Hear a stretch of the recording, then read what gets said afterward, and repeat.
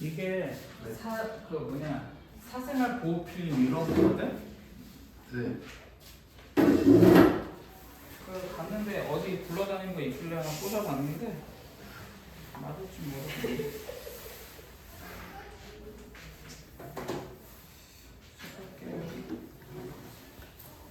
어이씨. 왜? 좀 거야? 좀 이상한 거 빼시다. 잘. 아니 이게 새로 분필 샀는데 빠지네. 이렇게.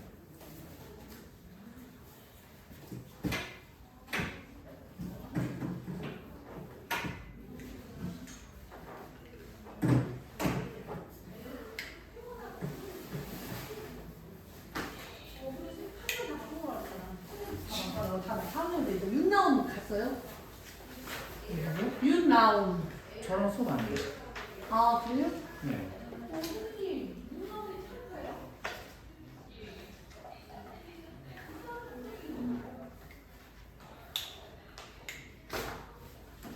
자, 봅시다. 우리 첫 번째 전체를 정리할 거야. 함수답은 먼저 정리. 어? 네. 오늘 그 다 하고 7시 반까지예요. 자, 함수 먼저. 첫 번째 함수 x값 하나에 x값 한 개에 y값 하나가 대응한다. 한 개 대응하자. 한 개. y값이 대응하는데 반드시 한 개가 대응해야 된다. 한번 쭉 정리하세요. 알았죠? 그래서 첫 번째 우리가 x를 이렇게 쓰면 여기에 있는 것들을 다 우리는 정의역 이렇게 얘기하고 이 y 전체를 뭐라고 하냐 하면은 공역. 이 전체를 공역이다라고 하고 이 정의역에서 화살표가 각자 3개가 있는데 여기는 4개가 있는데 각자 화살표를 쏴. 그래서 갖게 되는 얘네들은 우리는 치역이다. 이쪽 부분은 우리는 치역이다. 이렇게 표현을 합니다. 그래서 이제 함수의 종류가 있습니다. 함수의 정의하고 함수의 종류. 첫 번째 1대1 함수.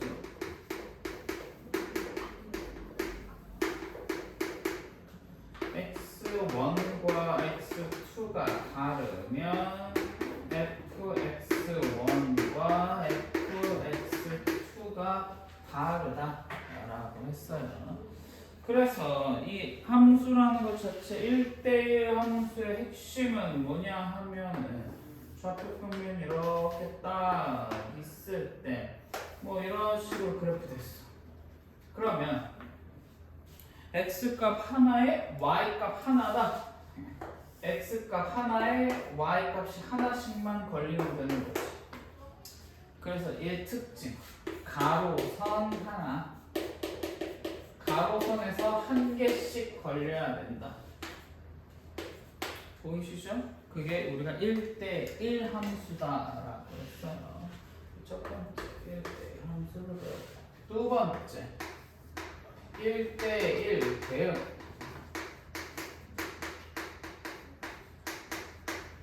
자, 1대1 대응은 뭐냐 하면은 1대1 함수 중. 그럼 이제 두 단계가 있다는 거야. 첫 번째 단계는 1대1 함수가 돼야 돼. 1단계 1대1 함수를 합니다. 그 다음에 2단계 공역과 그 다음에 치역이 같다. 공역과 치역이 같다. 이게 2단계 라는 거죠. 그럼 대표적인 예로 기억 좌표 평면을 그렸을 때 우리가 나중에 배우면 이런 식으로 지수 함수를 그릴 거예요. 이게 우리가 이제 나중에 고2 때 배웁니다. 얘를 y는 ax다라고 하면 여기가 정근선이에요. 정근선. 그렇다면 얘는 공역은 실수 전체야. 근데 치역이 y가 0보다 크다만 지금 걸려 있단 말이지. 그래서 얘는 1대 1은 되는데 1번은 오케이 하는데 2번은 안 되는 거죠. 그러면 그래프 상황이 이런 것 이렇게 되는 것들. 이렇게 되는 것들이 바로 1대1 함수도 되고 1대1 대응도 되는 1대1 대응 함수죠. 그래서 이 말이 중요해. 이제부터 1대1 대응 함수라고 했어. 여기 전화가 많이 오지? 대응 함수다라고 나왔어. 그럼 1대1 대응 함수의 특징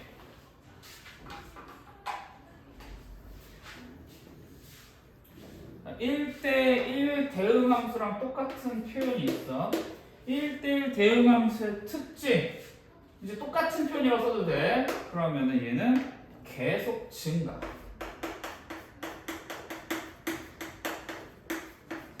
또는 계속 강조.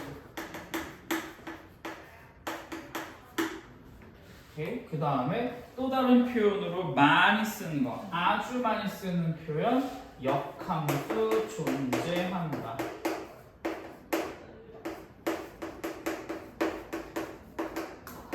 그러면은 1대1 대응함수다. 좀 더 쉽게 얘기해서 여러 가지 또 있죠. 1차 함수도 있고 1차 함수 영역이 될 수도 있고 직선의 함수, 직선의 방정식 이런 것들도 가능하죠. 여러 가지 표현이 있을 수 있어요. 그런데 여러분들이 1대1 대응 함수랑 1대1 함수를 구분 짓는 연습을 먼저 하셔야 됩니다. 자, 그러면 세 번째 배우는 함수다 라고 했을 때는 상수 함수가 있죠. 상수 함수. 그러면 y는 k다. 그래프로 표현을 하자면은 y가 하나만 쭉 집어넣어. y는 k 값을 딱 갖는 거죠. 그래서 얘는 특징 y 값을 고정시켰다라고 해주시면 됩니다. 그게 바로 상수의 특징이고 또 하나 슬쩍 특징 하나 더 적절하자면은 x축 평행이다. 반대로 얘기하자면 y축 수직이다. 이런 내용들도 우리가 포함시킬 수가 있습니다. 그 다음에 네 번째 항등함수. 항등함수를 우리는 기호로 i로 씁니다. i. 이런 것들도 정리하면서 알아놔야 돼. 항등함수의 기호는 i예요. i. 그래서 y는 x. 좀 더 쉽게 얘기하는 게 정의 fx가 x가 나온다. 라는 거죠. 그래서 항등함수라고 합니다. 자, 그러면 이제 번외편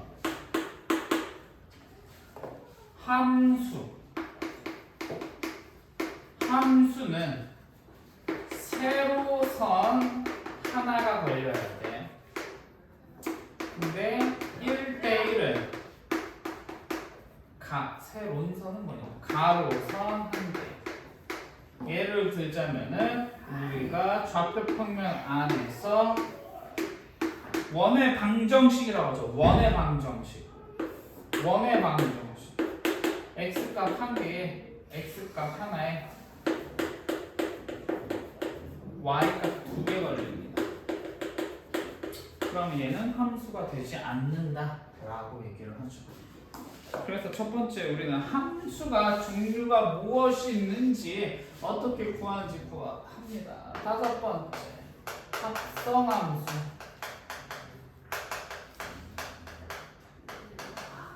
f 도트 g x는 f의 gx를 해주는 과정이겠죠.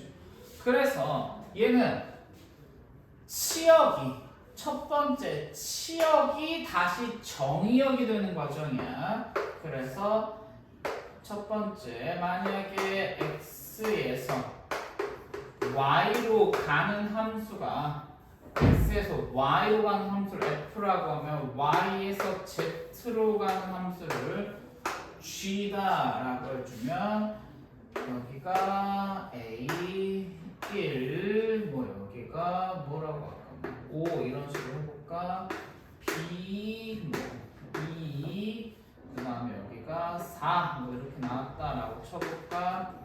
그렇다 치면은 g f a는 g 1이 되는 거고 그러면 5란 말이지. 그러면은 실제로는 이걸 표현하지 않죠. a는 5 이렇게만 표현되는 거야. a는 5. 결과적으로 우리가 쓰는 건 처음과 끝이지만 가장 중요한 건 이 중간이 어떤 식으로 전개되는지.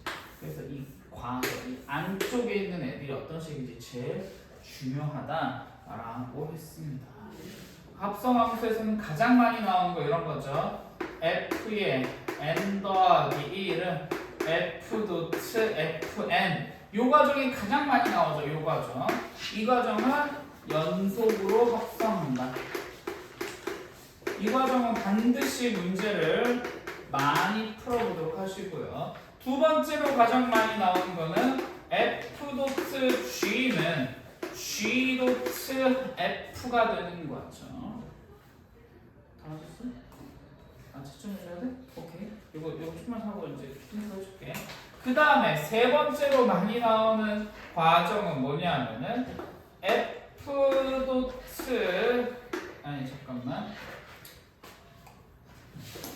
이 정도. 그 다음에 이제 그래프에서의 합성. 세 번째로 나오는 건 그래프에서 합성이죠. 내가 이거 많이 했었단 말이지. 요렇게 그려져 있으면서 막 이렇게 점점점 돼 있는 거 있잖아. 이런 부분에서 합성에서 제일 중요한 거는 그래프의 합성에서는 가로축과 세로축을 먼저 표현한다. 가로축, 세로축, 기록을 먼저 해라. 그렇게 해서 문제풀이를 진행한다 라고 했어요. 우선 잠깐만 여기까지 끊을게요. 짧게 갑시다.